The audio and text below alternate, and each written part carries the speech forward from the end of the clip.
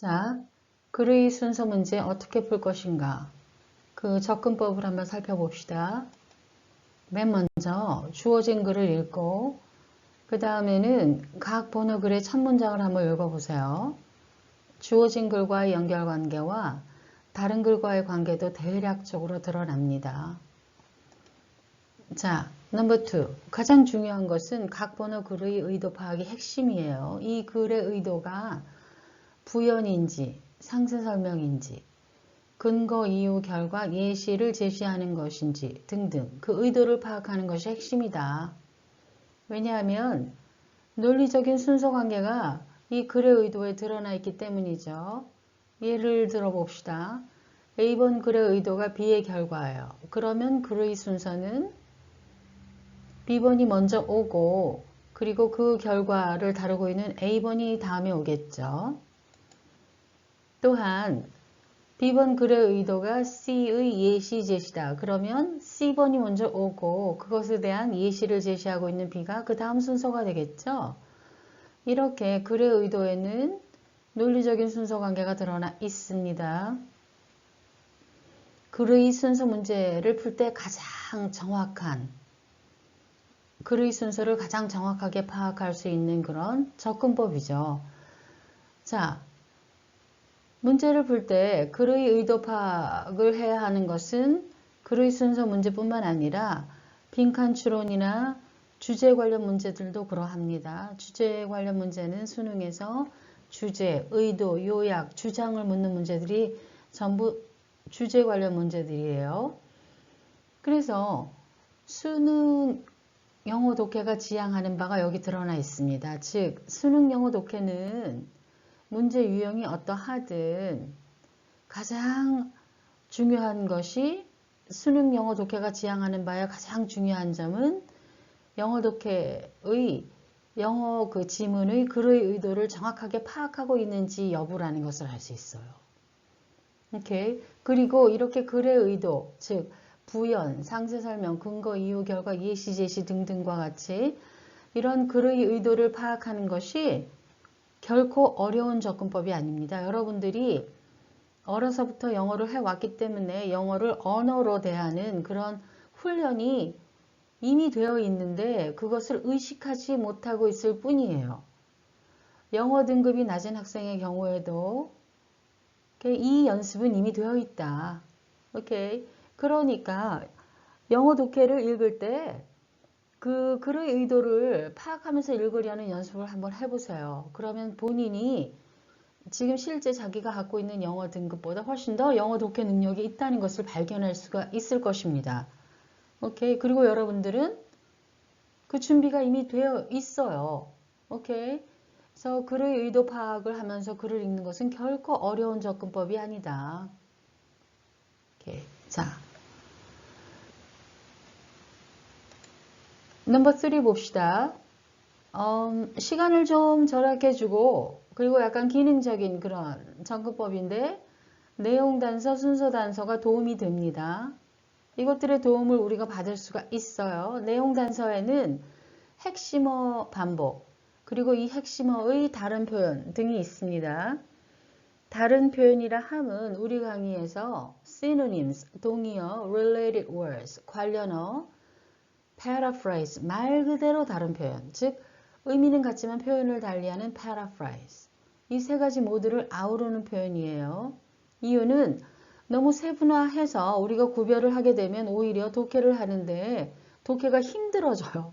그래서 그냥 이해를 돕는 차원에서 이 세 가지를 모두 그냥 다른 표현이라고 우리 강의에서는 아우르고 있어요. related words에 관해서 한번 살펴볼까요? 가령 이런 겁니다. A번 글에서 airplane을 언급했어요.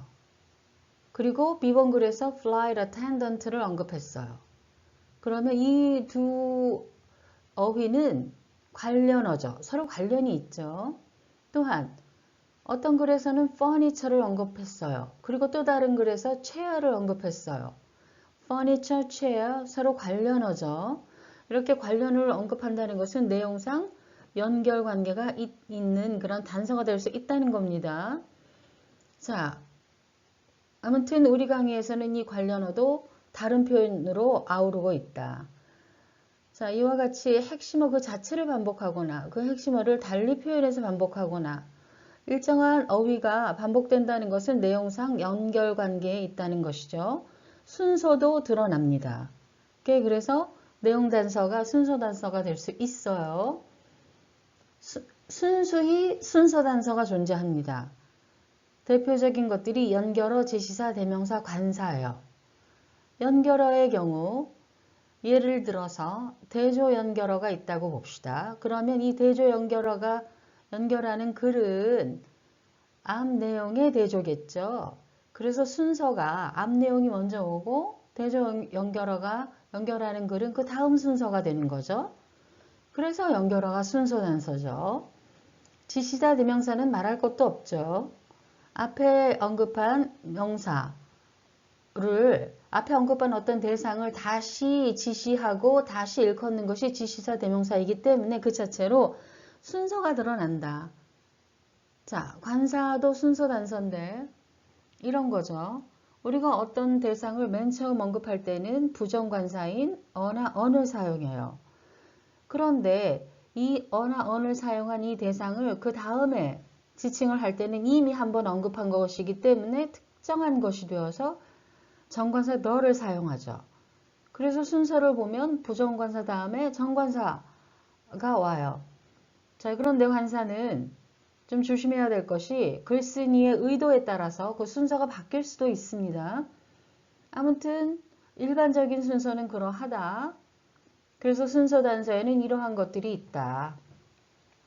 자, 그래서 내용 단서, 순서 단서를 살펴봤습니다. 자, 그 다음에는 이거 매우 중요한 접근법인데 한 번호글의 첫 문장하고 다른 번호글의 마지막 문장이 순서 관계를 알려주는 단서가 될 수 있습니다. 오케이? 또한 넘버 5를 보면 각 보기 순서대로 글을 읽어보고 순서 연결이 가장 자연스러운 것을 고를 수도 있습니다. 예를 들어서 글의 순서 문제 접근법에 이렇게 5개의 보기가 나오죠. 그러면 1번의 경우에는 A, C, B의 순서라는 것인데 이 순서대로 읽어보는 거예요. 이렇게 읽어보고 가장 연결이 자연스러운 그런 보기를 답으로 고를 수도 있습니다. 자, 오해하지 말아야 할 것이 이렇게 보기 순서대로 읽어보고 연결이 가장 자연스러운 것을 고르는 이 방법은 당연히 독해 능력이 뒷받침되어야 하는 접근법이죠. 이렇게 자, 이와 같이 글의 순서 문제 접근법 살펴봤습니다. 자, 그러면 주어진 글을 읽고 각 번호글의 첫 문장을 읽어봅시다. 이렇게 글의 순서에 어떤 관계가 드러나는지 한번 봅시다. 주어진 글 The most commonly known form 가장 일반적으로 알려진 형태 of results-based pricing 결과 기반 가격 책정의 이 형태는 is a practice 관행이다. called contingency pricing contingency 만약의 경우죠. 그러니까 만약의 경우를 대비한 가격 책정. 직역을 하면 그런 얘기인데 성공 보수금이죠. 이 성공 보수금이라고 불리우는 관행인데 이것은 used by lawyers 변호사들이 이용하는 자 주어진 글의 내용은 결과 기반 가격 책정에 가장 잘 알려진 형태는 변호사가 이용하는 성공 보수금이라는 관행이죠. 즉 contingency pricing을 말하고 있어요. 자, 그러면 A번 글의 첫 문장을 봅시다. Therefore, 그러므로 only an outcome in the client's favor. 고객이 유리한 결과만이 is compensated. 보상을 받는다. 보상을 받는다는 것은 고객이 비용을 지불한다는 것이죠. 자, A번 글의 의도는 therefore라는 그 연결어 때문에 금세 드러나죠. 결과예요. 즉 주어진 글과의 관계에서 봤을 때 주어진 글의 결과로 보게 되면 주어진 글 다음 순서에 오는 것은 무리가 있습니다. 왜냐하면 주어진 글에서는 contingency pricing이라는 것이 있다. 그만 언급을 했지 어떤 면 때문에 A번의 첫 문장과 같은 그런 결과가 나오는지는 설명이 빠져 있습니다. 그래서 논리적인 비약이 생겨요. 이렇게 주어진 글 다음에 A번 글이 곧바로 오면 그래서 A번은 첫 문장만 읽어봐도 주어진 글 다음 순서에 오는 것은 무리가 있다는 것을 알 수 있습니다.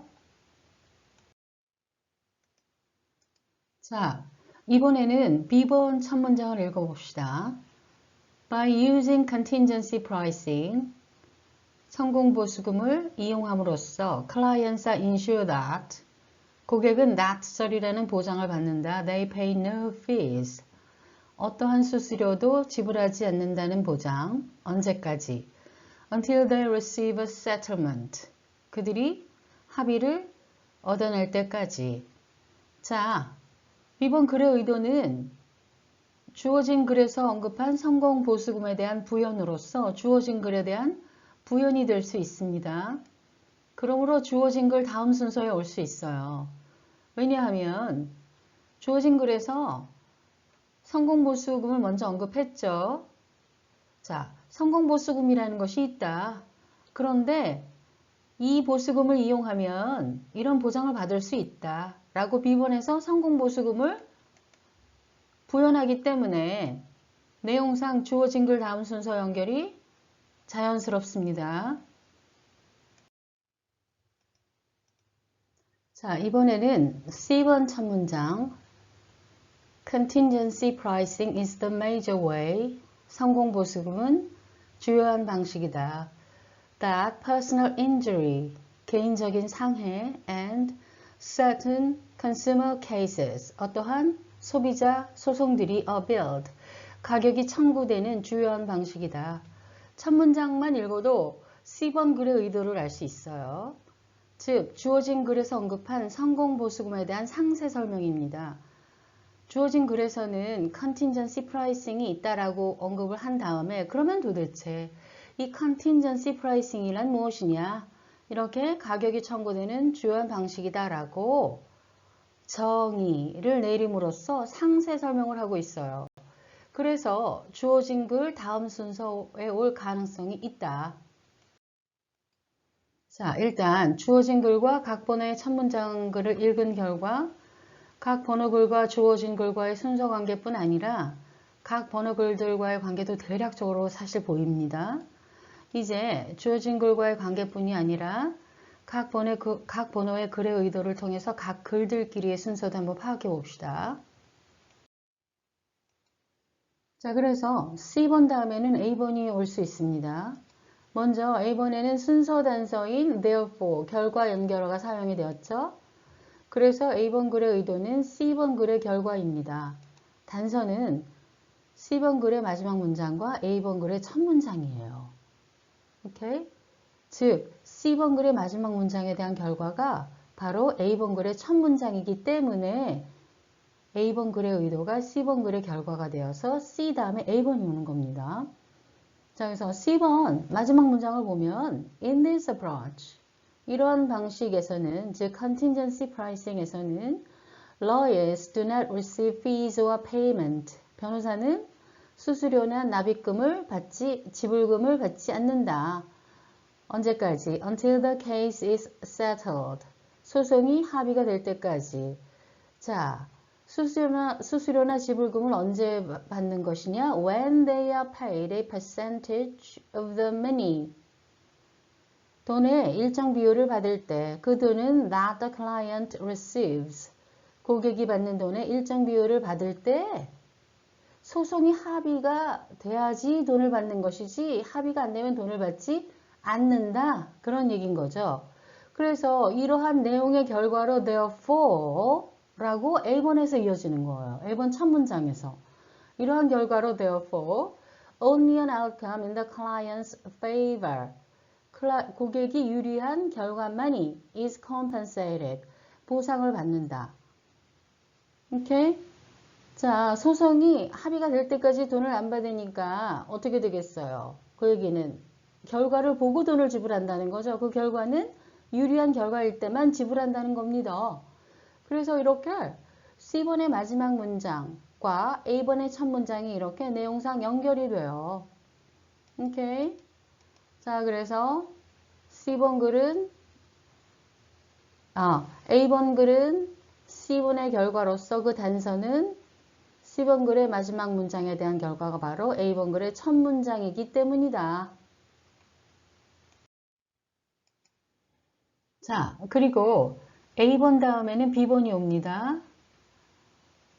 그 이유는 B번의 글의 의도에 있습니다. 즉, B번의 글의 의도는 A번의 부연이기 때문에 그러해요. 이번에도 단서는 각 글의 마지막 문장과 첫 문장입니다. 즉, A번 마지막 문장을 B번 첫 문장에서 부연하기 때문에 B번은 A번의 부연이 되어서 A번 다음에 오는 거예요. 자, 그래서 A번 마지막 문장을 보면 Their biggest fears, 그들의 가장 커다란 두려움, their는 clients죠. 가장 커다란 두려움은 are high fees for a case, 높은 소송 비용이다. 이 소송은 that may take years to settle, 합의를 보려면 수년이 걸릴지도 모르는 소송의 높은 비용이에요. 오케이? 자, 그래서 소송이 길어지면 비용도 늘어나겠죠. 게다가 합의를 언제 볼지 알 수도 없어요. 그러니 그 비용이 얼마나 될지 알 수도 없어요. 그러니 비용에 대한 두려움이 가장 크다는 겁니다. 이렇게 비용 두려움이 가장 큰데 그러면서 B번의 첫 문장에서 이렇게 비용 두려움이 큰데 by using contingency pricing, 성공보수금을 이용하면 클라이언스는 수수료 안 내도 돼. 합의가 끝날 때까지. 이런 보장을 받는다는 얘기는 어때요? 커다란 비용 두려움에 대한 걱정을 덜 수 있다는 거죠. 오케이. 자, 그래서 소송 비용이 고객으로서는 가장 두렵다는 A번 글 마지막 문장을 성공보수금을 이용하면 소송이 끝날 때까지 비용 걱정 안 해도 된다고 B번 첫 문장에서 이렇게 부연하고 있는 거예요.